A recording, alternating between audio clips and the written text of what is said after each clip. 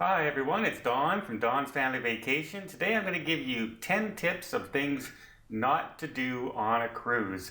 And I have some customers who recently have gone on a cruise and they say, we watched all your tip videos and we watched all this, and then I get an email saying that something happened, and it is one of my tips for things not to do on a cruise or things to do on a cruise. And they said, I know, we watched it, but we forgot. So I thought, you know what? I'm going to bring up 10 things, once again, not to do on a cruise, and I'm going to talk about it to help you out right after this.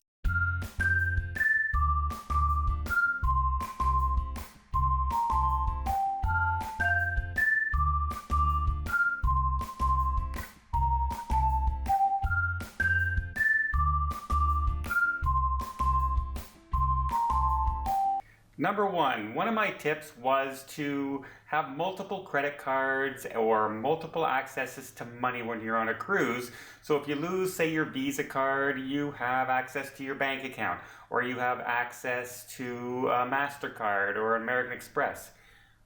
Okay, good tip. Another thing to add on to that tip is don't keep them all in the same place. Don't keep all your visas and bank cards in your wallet when you're on the cruise. If you lose your wallet, you've lost everything. It doesn't matter how many accesses to money you have if you've lost all the access cards to that money. So keep some in your room safe. Put one with your wife's one in your wife's purse, one in your wallet. Keep some in a front pocket. Keep some in the wallet. Separate them somehow so you don't run into that mistake of, well, I did what you said, but I kept them in the same spot and lost them all anyway. Tip number 2, inside the ship's cabins can get very pressurized, kind of like an airplane. And if you have left the patio door open or you've blocked it open to get some sea breeze and everything, don't do it when you leave the room. Try not to do it at all, but especially if you leave the room. Say, oh, I'm going to freshen up my room while I'm gone. What happens is somebody comes to clean your room or open that room, and the front door that opens into your cabin could just slam shut on somebody. It's like somebody's pushing on it against the other side. And a lot of injuries have occurred to the staff of the cruise ships because people have done this. So avoid at all times leaving your balcony window or balcony door open when you're not in the room. Number 3, are you kind of a shy person? You like to kind of keep to yourself, don't like being the center of attention? Well, guess what? This should go without saying, but when you go to the comedy club, don't sit up front. Because especially the adult shows that are later in the evening, because they're looking for people to talk to, and they have bright lights shining on them, and they can usually only see clearly 1 or 2 rows in front of them from the lights. So they're going to pick on those people whenever possible. And so don't want to be the center of attention. Don't sit there and make yourself the center of attention, because yeah, they are going to pick on you. While cruise ships tend to have large concert halls on board, they can still tend to fill up very, very quickly and sell out quite often on the ship. So, this being said, a lot of the ships have standby lines and things like that that'll start to build up about 30 minutes before, if you haven't booked the show. That being said, don't show up late for that show, even if you've booked your seat and everything like this, because some cruise lines, once the show is starting, they'll just close the doors and lock it because they don't want you to interrupt the other guests who are watching the show with walking through. Can you imagine you're sitting in an aisle and then every 30 seconds for 10 minutes after the show starts, somebody's walking by and looking for their seat or calling for somebody? It can get really, really annoying. So they'll just close it off. So yeah, and don't forget that standby line, they're looking for seats. So if you're not there at the beginning when the show's about to start, sometimes they'll just sit people down in your seat and you're out of luck. Number 5, I can't stress this one enough, especially if you have multiple people in your party hooked up to one credit card on your account. Always check your online account. You can do it right through the TV to find out what you've spent. because there's nothing worse than going down at the end of your cruise and finding a bill that's 10 times higher than you thought it would ever be. Anything from buying souvenirs to playing bingo to losing money in the casino, kids eating ice cream that's not from the spot that you're supposed to get the ice cream from. Instead, they go to the specialty shop.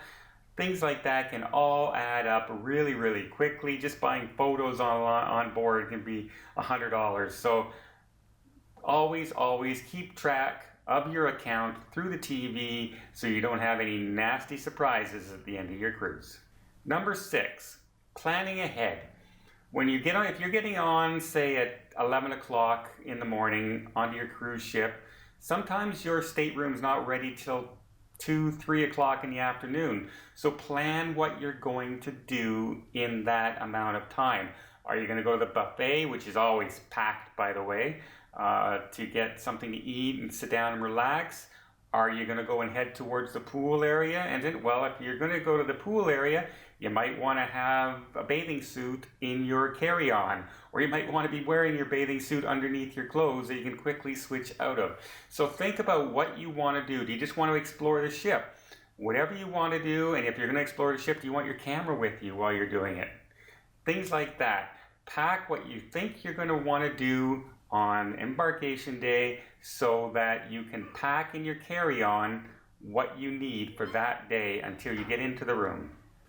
Tip number 7, don't leave your data plan on. As most people know, when you travel, you should always make sure your phone is on airplane mode unless you're covered internationally where you're at. That being said, don't leave your data plan on as well. Even if you're on the ship and you have the ship's Wi-Fi going, that's great, no problem there. Trouble is that your data plan will still be searching for downloads and things like that.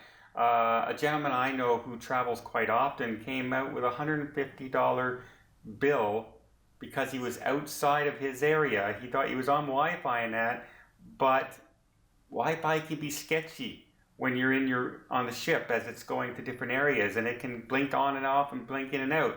And he ended up with a $150 download bill for his apps updating and Facebook updating and all this Messenger on Twitter and all that stuff.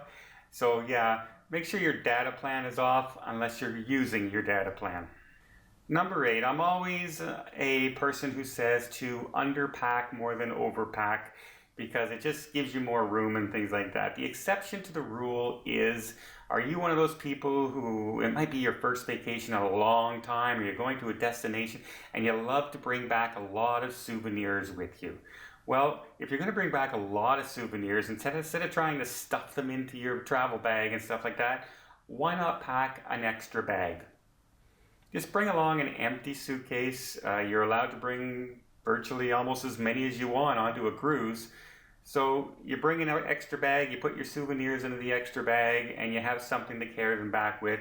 You don't have to worry about them breaking in your clothes and things like that, or even having space for them, or paying shipping charges to have things shipped from the cruise line to your home because you have no room in the suitcases. So if you think you're going to buy a lot of souvenirs, go ahead and just pack an extra bag. Number 9, this should go without saying to anybody, but some people have a habit of doing this. Never, ever, ever throw anything overboard. Anything whatsoever. And first of all, the environmental protection for cruise ships state that they're, in certain areas like Alaska and things like that, there's heavy fines for anything being thrown overboard. Places through Australia and Asia are the same way, and some cruise lines take it so seriously that they will kick you off the ship immediately when you're caught. For instance, in 2016, P&O Cruise Lines in Southeast Asia had a gentleman flick his cigarette overboard, and it was in a very nature protected area. He was kicked off the ship, and this was day 1 of his cruise. He still had 6 days left of his cruise. They kicked him off on the next port, and he had to take care of all his own expenses from then on. So yeah, if you think that it's a little thing, it might seem like a little thing, but sometimes in some places the cruise lines take it very, very seriously. And just, no matter what, don't throw anything overboard. There's tons of garbage bins everywhere. Don't be that person. So you're booking your flight home. You did the smart thing. You booked a late flight. So say your flight's leaving at 7 p.m. Because what happens if the cruise ship is late? If you booked an 8 a.m. flight or a 9 a.m. flight and you're late getting off the ship, you miss your flight and it's a big hassle. So you book a late flight to make sure that doesn't happen. Good idea. Now plan for what you're going to do that day. The city port that you're in, like the Port of Miami, has lots of excursions going on. There's lots of things to do. If you're not taking a post hotel, like a post-cruise hotel, and have a place to stay, what are you going to do in the meantime until your flight is ready? So plan that out in advance. Think about where you might want to go, what you might want to do. Do you want to sightsee the beaches in Miami? If you're in Orlando and you have enough time, do you want to head to, the Orlando area where Disney is? Do you want to just tour around that area for a while, go to the shopping malls? But plan something so you're not sitting at the airport at 10 a.m. in the morning and your flight leaves at 7 p.m. So there you have another 10 things not to do on your cruise, or basically sometimes in a way plan to do on your cruise, like know what to do, know what to pack, if you know what I mean. So don't take those things lightly. I hope you liked this video. If you did, please give it a thumbs up, and you want to see more travel videos and more travel tips, please hit that subscribe button. And one more quick thing, I just want to thank everybody again. I'm getting lots of emails and lots of people who are contacting me, and they're wishing me well with my surgeries and stuff like that. Quick update, I am meeting my doctor later on this month to plan my next surgery, and hopefully that's the last one. That'll be my 5th surgery of 3 different types of things I've had to get fixed lately. And I don't know how, but some of you found out my sister was having a rough time as well. Good news is she's much, much better than she was, and she's getting some great treatment where she is right now. So I just want to say thank you to everybody else there. Thank you to everybody who's a subscriber out there, and some of you have reached out and asked me to help plan some cruises. We've done a lot of work the last few weeks, and I've booked like 15 cruises from subscribers lately. And I'm very thrilled to be able to talk to everybody and meet people. So once again, thank you very much, and until next time, have yourself a safe and a great vacation.